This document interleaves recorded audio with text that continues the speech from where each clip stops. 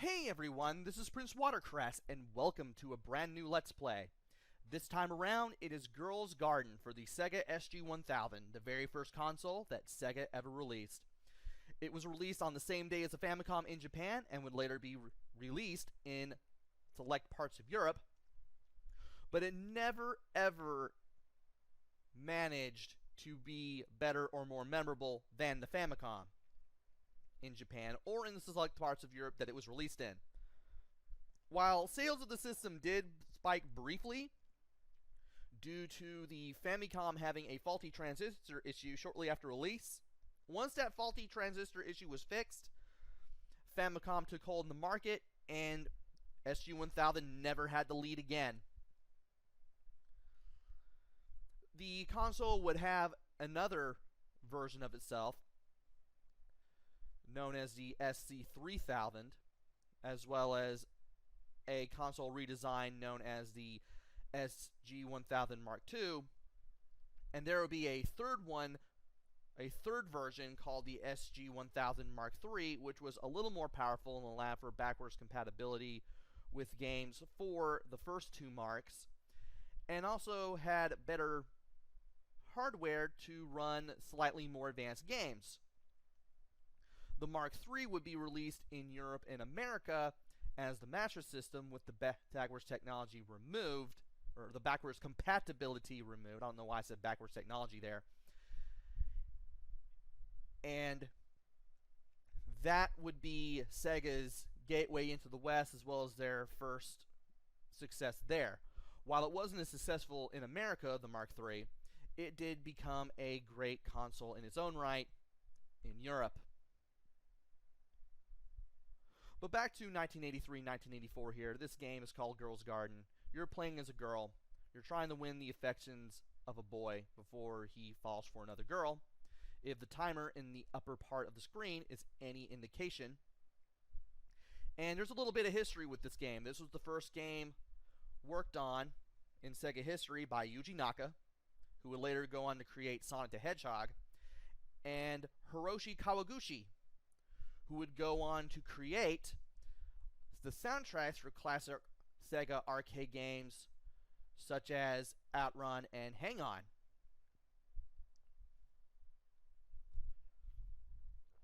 Get a drink of tea right there before I say anything else. And the game is more remembered for who made it rather than the game and its content itself. And I might as well go ahead and start while I still can, because I've been talking for about 3 minutes now.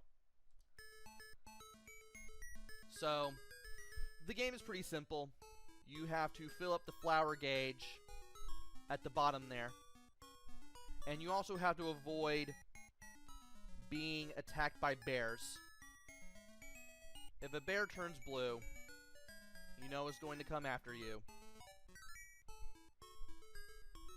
And you will probably have to drop a pot of honey with one of the two buttons on the controller in order to, you know, distract the bear for a limited amount of time. And as you do this, you'll have to cross bridges and avoid skulls. Those things will hurt you, by the way. And you want to avoid picking up flowers that have completely wilted. Basically what you're doing in this game is you're collecting flowers for a bouquet for the boy that you are trying to win the affections of. And as you do this, you obviously have to avoid being attacked by bears and running into things such as skulls or falling in the water. And when you collect 10 flowers, you can bring them to the boy at the house at the center of the level, and you can go on to the next stage. The less time you take, the more bonus points you'll get before you go on to the next round. So we use a control pad to move. We use 1 and 2 to drop the honey that we get, or that we have rather, as we go through the game. Try not to be horribly attacked by bears. And I may have to drop a thing of honey here. There we go. And you only get 1 jar of honey per stage. And you want to use that honey sparingly, because you never know exactly when you're really going to need that honey. Also, you've probably noticed the bee dropping things. The bee will drop orbs that turn the thing. Sometimes you'll be able to get fruit for bonus points. Sometimes you may get a big purple heart, which will give you an extra life. And I may have to bait this bear. There we go. There we go. And what else? There are skulls, and if you grab those, you lose a life and lose half your flowers. Also, you want to make sure you don't grab any wilted flowers, or not wilted flowers, but rather dead ones. Because the dead ones can take flowers away from you. And for some reason, I seem to be having the Let's Play blessing as I'm doing this, because I'm just ambling my way through this, and I'm somehow completing 2 rounds. And now it's time for the challenging stage. You'll have to be careful as you jump over the bears. I did that wrong. You can bounce off the walls just by moving towards the wall and then holding the control pad towards it and pressing the 1 or 2 to jump. And that can let you jump over some bears.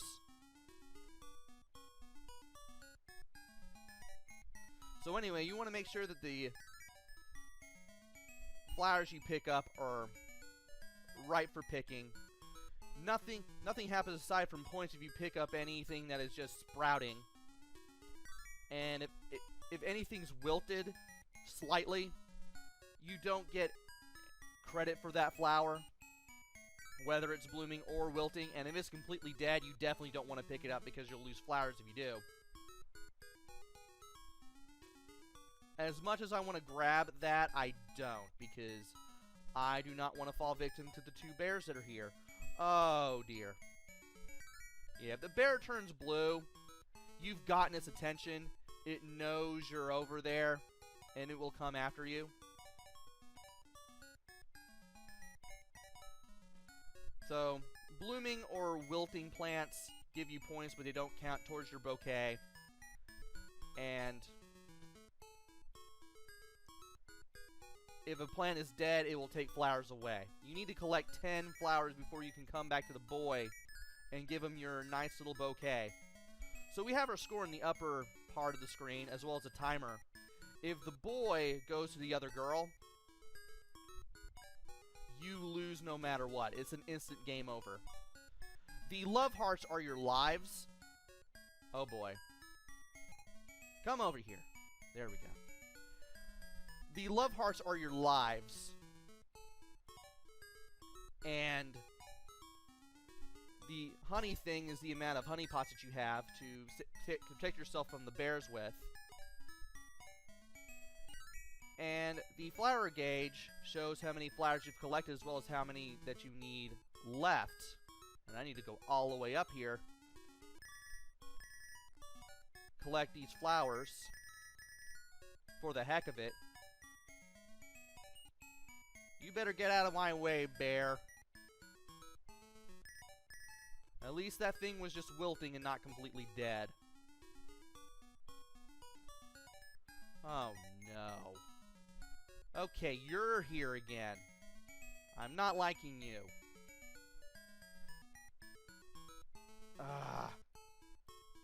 I'm gonna have to distract the bear a little bit. There we go. Get over there. Yeah.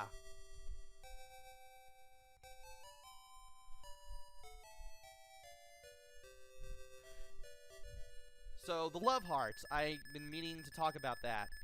Almost lost horribly at that stage. If you fall into the water, you lose a love heart. If a bear touches you, you lose a love heart. If the boy goes to the girl, it's an automatic game over, and you don't want that. And now we've got our 4th round, and the last flower that, or last type of flower that we have to pick up in the game.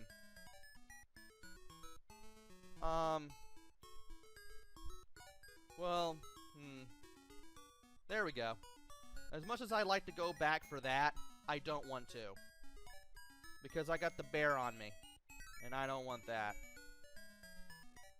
And I want to use that flower as a means of saving myself from that bear. I do want to grab these, though. Uh-oh. This game does get harder, by the way. Come over here. There we go. I may be forced to use more than one honey pot. I do not want that to happen. I really do not want that to happen. If I can avoid it.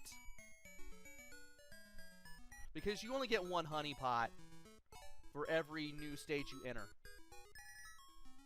And if you run out of honey pots, you'll be in for a bad time if you run into a bear.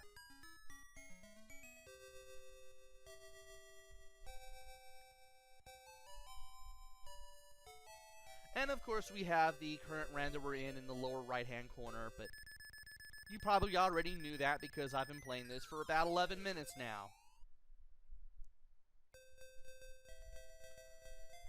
And let's see if I can do this time around.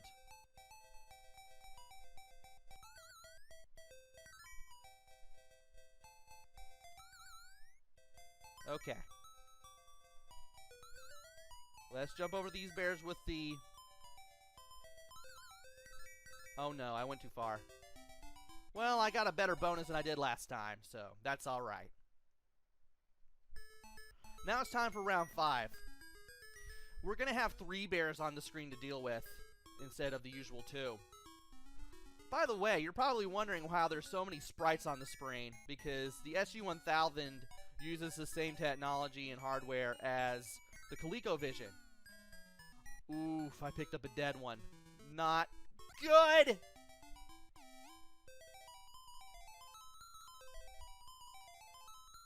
Well, I knew I was going to lose a life sometime. Hey. Well, we cleared all the stuff off, so we can get... Oh. Of course, I'm going to have to be careful, because now that means that these things can pop up on the other side of the screen at any time. And, yeah, like, they can pop up right there where the house is.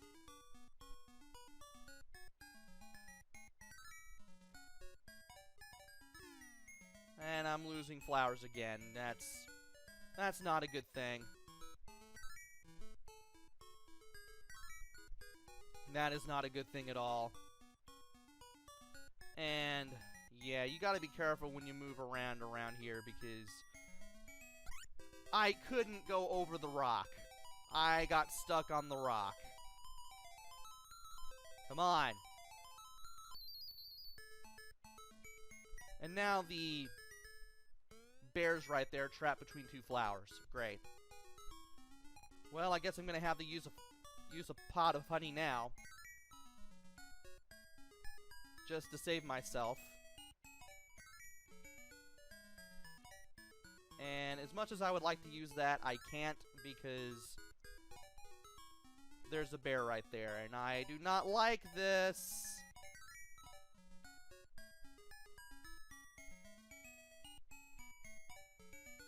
There we go. Stinks that I had to die twice just to make even this much progress in the level, and they're all wanting to come after me now. That's not good. Can I grab this? Yes.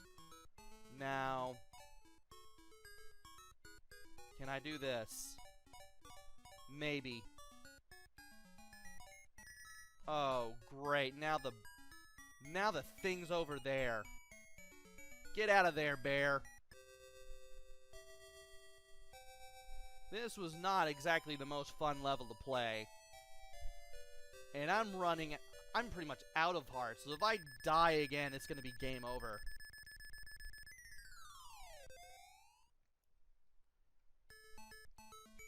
$43,000 though, that's not a bad score.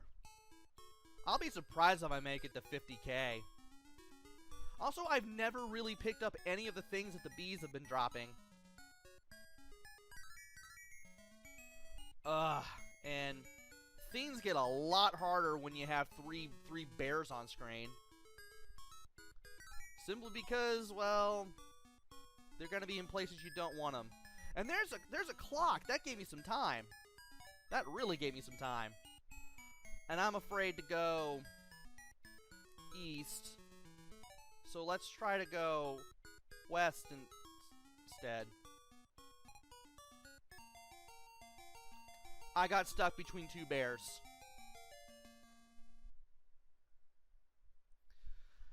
Well, that was embarrassing.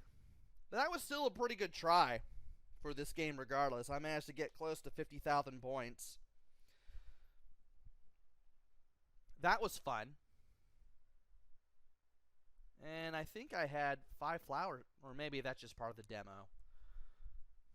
But I was doing well at that point. I'm surprised. So, this is a rather simple game. Oh yeah, I forgot. I forgot to mention that you lose flowers if you touch a bear. And if you touch a skull, you lose all your flowers too. Yeah, I forgot to mention that it is possible to lose flowers by doing things other than grabbing dead ones. But yeah, this was an interesting game. Very simple premise, very easy to play, pretty hard to master. Then again, that describes all games from the first half of the 80s. At least you can tell what stuff looks like. I do like that. The sound is simple, but it works. Same thing with the music. The play control is alright. I had very few problems. I know I got caught in a rock earlier in the video, but that was pretty much my fault because I thought, hey, I'm not in any part of where the tile or the pixels for the rock are supposed to be. I could probably get away with it. Nope, no, I couldn't. Yeah, that death was on me. And your mileage may vary as far as replay value is concerned. You may be able to get at least 5 minutes out of this one. 5, 10, 15, 20, 25, 30 minutes maybe, depending on how good you're doing and how much you enjoy this game. But eventually you'll want to pop something else in, because there's only so much you can do in this game. Still, if you're actually collecting for the SG-1000, this isn't a bad place to start. This isn't a terrible game.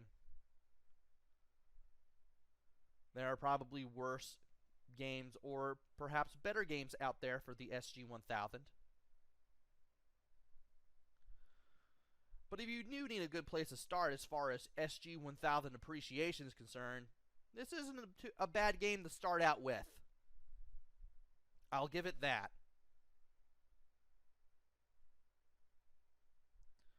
So, this has been Let's Play Girls Garden for the SG-1000. Special thanks to Top Hat Gaming Man and his video on the Sega SG-1000 for being the inspiration for this Let's Play.